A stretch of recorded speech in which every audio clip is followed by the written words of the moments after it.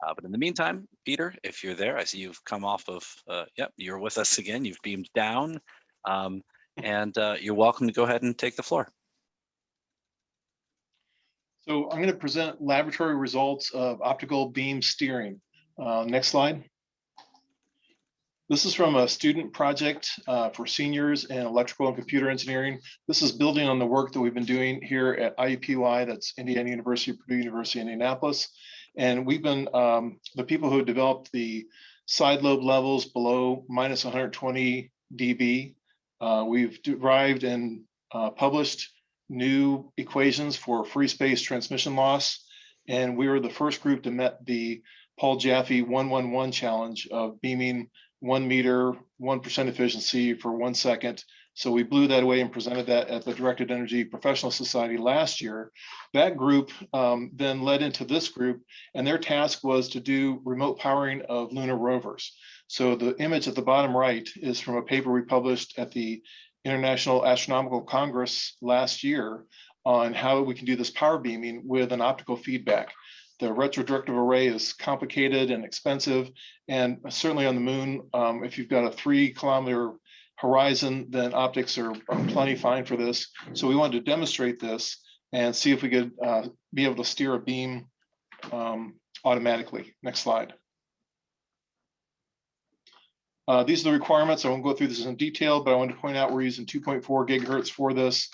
This was done in a Faraday cage, and this was all with low cost off-the-shelf components. Next slide. Design options, the ones in cyan are the ones that were selected. I want to direct your attention to the bottom. The last two, the antenna element, this is a 2x2 antenna array that was designed for radio controlled, that comes from the factory with all 4 of those ganged together in a 1-level corporate structure. We had them do a semi-custom job where we could access each of those individually. And then we use this Pixie 2 camera module that fits with an Arduino. Next slide.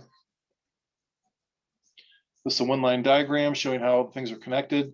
There's a better picture on the next slide. So these shows photographs of the different components that were used for this. The right-hand side, those are LEC antennas. You probably saw those from Paul Jaffe yesterday. They're basically, we use 3 red LEDs in parallel with a Schottky diode. And those are our receivers for this. Next slide. These are the different software tools we use. Let's skip the slide. And this is a photograph of the apparatus. We're looking along the beam line. So the beam is going to go from the beginning of that cage that has a red outline to it to the back side. That blue-green, nasty looking folder in the back is our optical target. And what we're looking for is if we can occlude the target, can the system automatically switch the beam direction? So we've got the Arduino modulating phase shifters. This only has phase shift in 1 direction. We can do 2, but we just did 1. So there's 2 phase shifters for the left and the right side. Next slide. And then click on this, Andrea, to get it to start. This is hard to see, but the LEDs that are inside those yellow dashed lines will turn on and off. As you see a couple rounds of this, you might look just at the left one and then just at the right one. But what this is showing is that every time we block that blue-green color, then the red, the right LEDs light up, and then otherwise it goes to the other ones. So this is just our verification that this was able to function correctly. Next slide.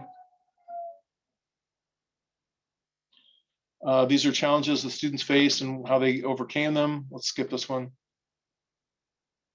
So our conclusion is we demonstrated this automatic beam steering.